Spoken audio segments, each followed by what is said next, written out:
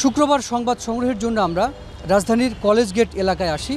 এখানে সংবাদ সংগ্রহের কাজ শেষ করে ফেরার সময় ফুটপাতের এই দোকান থেকে এই যিনি দোকানি আছেন আলমগীর সাহেব, তিনি আমাদেরকে ডেকেছেন। পরে আমরা এখানে আসি এবং শুনি যে তার কাছে একটি শিশু আছে, অর্থাৎ এই শিশুটিকে তিনি এখানে পেয়েছেন। শিশুটি পাশের একটি এলাকায় বসে কাঁদছিল। তারপর দুজন পথচারী সেই শিশুটিকে এনে তার কাছে দিয়ে যায়। সেই সময় আমরা ছোট্ট একটি ভিডিও করি এই শিশুটিকে নিয়ে। ওর নাম হচ্ছে নাইম। এবং একদিন আমরা খুঁজি তার অভিভাবককে, তার বাসা কোথায়, তো কোনো ধরনের রেসপন্সই না পাওয়ার পর সেই সংবাদটি যমুনা টেলিভিশনের ইউটিউব এবং ফেসবুকে প্রচার হয়। এর 1 ঘন্টা পরই মূলত শিশু নাইমের পরিবারের পক্ষ থেকে যমুনা টেলিভিশনের সঙ্গে যোগাযোগ করা হয়। আমরা অপেক্ষা করছি কলেজ গেটে এই জায়গাটিতে। কিছুক্ষণের মধ্যেই হয়তো শিশু নাইমের বাবা মা বা তার পরিবার এসে হাজির হবে। আমরা সেই অপেক্ষা করছি।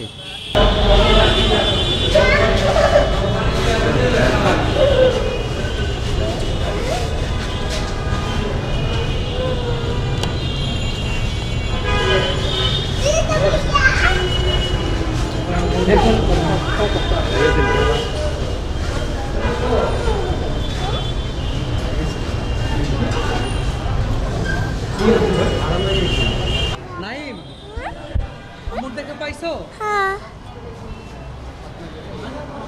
বাসা থেকে বের হয়েছে না কেন আম্মু? আব্বু আমার নিয়েছিল গা, তারপরে আব্বু বাইক করে দিয়েছিল, একটা ফুল আমার চকলেট দেখায় আনছিল। আমি ফার্স্ট এই যমুনা চ্যানেলে ওর ভিডিও দেখছিলাম, তখন চিনতে পারছি যে আমার ছোট ভাই লাগে। তারপরে এই যে ওর আম্মুকে বলছি, পর ফ্যামিলি জানায়, তারপরে এই আপনাকে ফোন দেওয়া হয়েছে। ফেসবুকে নাম্বার দেওয়া হয়েছিল, ওটার মধ্যে ফোন দেওয়া হয়েছিল। আপনি তো শিশুটিকে একদিন ধরে রেখেছেন কাছে, শিশুটি তার মাকে খুঁজে পেল, আপনার কেমন লাগছে? আমাকে আনন্দ লাগতেছে, শুক্রিয়া আলহামদুলিল্লাহ। আমি খুব খুশি হয়েছি, আমি অত্যন্ত খুশি হয়েছি তার মার কোলে ফিরে দেওয়ার পর। আপনি তাকে কিভাবে পেয়েছিলেন শিশুটিকে? শিশুটাকে পাইছি আমি এক বাচ্চার কাছ থেকে। এক লোক বাসা থেকে বের করে আনছিল, আনার পর সে একটা চকলেটের লোভ দেখে দেওয়ার পর তারে বের করে আনছে। ওনার মা বাবার সময় কাজিয়া করছিল, কাজিয়া না কীভাবে করছিল আমি তো এটা সঠিক জানতাম না। কিন্তু অতএব যখন আমি এই বাচ্চা দুইটা ছোট বাচ্চা দুইটা যায়, তখন আমি এই বাচ্চা দুইটাকে আমি এখানে খাড়া করেছিলাম। তখন সে বলছে, আঙ্কেল একটু দেখো, এই বাচ্চাটা আমাদের পিছনে আইতেছে, আমাদের পিছনে ছাড়তেছে না, সে কান্না করতেছে বাম্মার নামে। তা সে বাচ্চাটা আমি অতএব আমি আটক করছিলাম। আটক করার পর আমি ক্যাম্পে গেছিলাম, তার সঠিক নাম না শুনিয়া আমি চলে গেছিলাম ওই ছোটকে। ভুল হয়ে গেছে আমার, ভুল হওয়ার পর আমি আসার পর আমি আবার আমার কল ছিল 3টা ব্রিজের সময় আমার ওখানে ছিল। আপনার কাছে জানতে চাই, এই যে গত একদিন হয়ে গেল, এর মধ্যে আপনার কাছে শিশুটিকে নেওয়ার জন্য বা শিশুটির পরিবারের পক্ষ থেকে কেউ যোগাযোগ করেছিল?